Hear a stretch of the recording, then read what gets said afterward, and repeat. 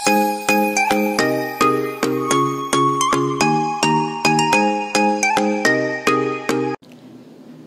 mga girls! Welcome back to my channel. It's me again, Dalid, your girl. So for today's vlog, we are going to draw using oil pastels. So as you can see, we need to have a masking tape or any tape will do, any available, and then the oil pastels, of course, a piece of paper, and then a pencil, a marker, and a tissue.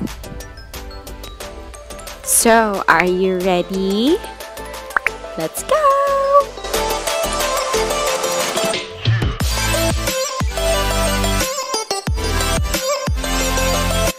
Alright, ayan po. So, dapat po nating i-tape yung paper sa table po natin. Kaya, we require po na flat po yung table na gagamitin natin while drawing. And then, kung di po kayo beginner, diba po, para po di lumagpas yung colors sa linya po, para magkaroon po tayo ng frame. Alright, so we have here our oil pastels from, what brand is that? I don't know, Golden. So we have black, reddish brown, green, blue, sky blue, light gray, white, lemon yellow, orange, golden ochre, flesh, and then red. Ayan, so in case lang po na baka nalimutan nyo na po yung colors. Alright, so let's start with color black. So we have to color first the first two corners of the paper, the upper left and the upper right corners of the paper po. Parang maggagawa lang po tayo ng triangle in every corner. So, pag ganyan po.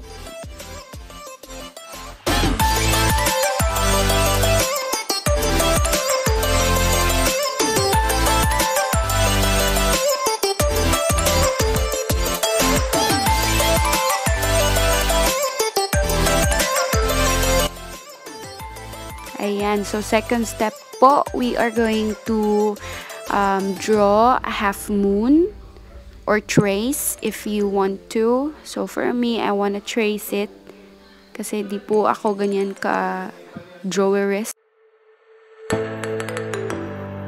Charot lang.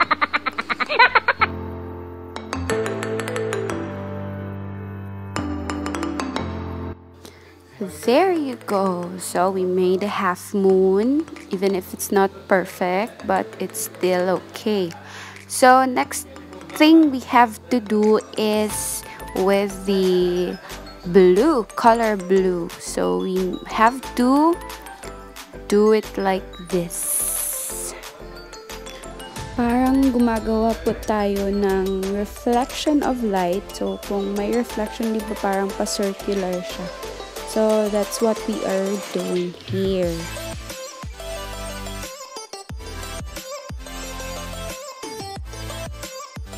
And now we are here with our sky blue, the lighter one. So we are just going to make a line here. Kasi parang scenery of the moon when you are at the beach. Yun po yung peg ng ating drawing. So, ina-outline ko po ngayon yung moon with the sky blue. Ayan.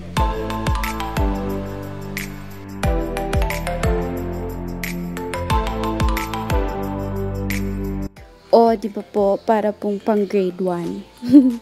Kasi nga po, beginners po, pang beginners. So, let's go to the next step, which is we're going to be back with the black. Be back with the black.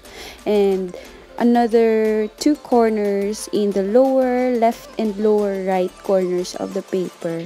So, parang triangle naman din. Ayun. Ganun. And then, syempre po, after the black, here comes the blue. And you know what's next? Yes, correct. It's the sky blue. Ayan, magkulay-kulay lang po tayo habang naka-quarantine. Let's go, let's go, let's go! Alright, so ayan po, tapos na po tayo sa full face ng ating drawing. So here comes a tissue to the rescue! Charot! So, there you go. You must make sure that the tissue is neat and clean so that we can use it properly in our drawing. So we have to use the tissue to blend the colors of our pastel. So pa-circular motion po siya mga girls. Pa-isa-isa lang po ng color per moment po. One at a time, kumbaga po, kasi po masama po yung marami kang tinitira po na may isa ka pa pong sineseryoso. Chat lang. So, there you go. Kung may makita pa po kayong white na color, it means paper po yun, yung appearance ng paper. Pwede po kayong mag-add again ng color, 'di ba? So, punan lang po natin ang mga pagkukulang ng iba. So now, we are almost done with the black. Of course, we'll go with the blue and the sky blue. Blend po siya natin again with circular motion using the tissue. So, of course po, another part na po yun ng tissue kasi dirty na po yung sa black part. And then, again, kung may makikita pa pong white, please po, mag-add po tayo ng color para mas maganda po yung tignan. Ayan. So, wala po talagang perfect sa mundo. Charot lang.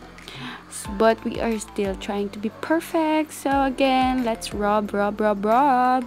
And then, of course, we will go to the last color, which is very obvious kasi po, 4 lang po yung color na ginagamit natin sa drawing. So, be careful po with my heart. Charot lang. Be careful po na di po lumagpas sa outline ng ating moon yung pag-rub po ninyo ng color ng sky blue. Ayan po, pa-circular again kasi po baka mapunit yung ating paper. And then, again and again, let me remind you, kung may makita pa pong appearance of the paper, which is the color white, please add colors to it. Alright.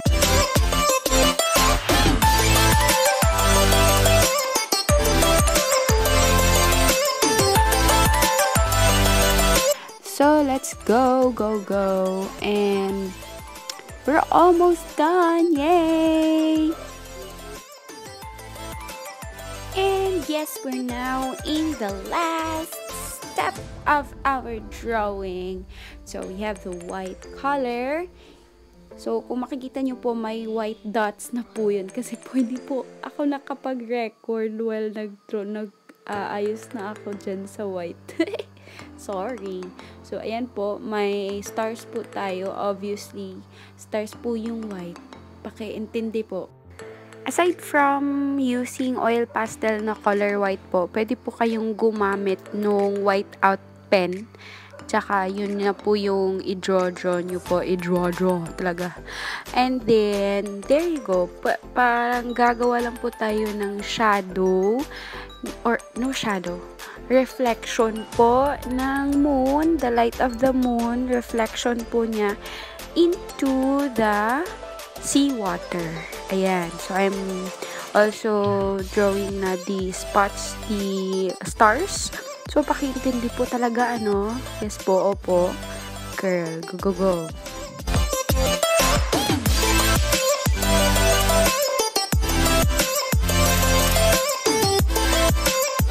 Yan, almost done na tayo.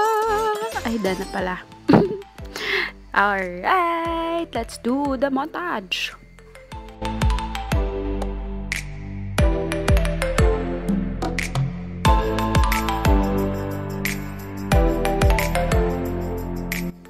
That's it, mga girls. So, thank you for watching. Please don't forget to subscribe and like the video. Comment down below if you have learned something. And also share it to your friends. Bye-bye!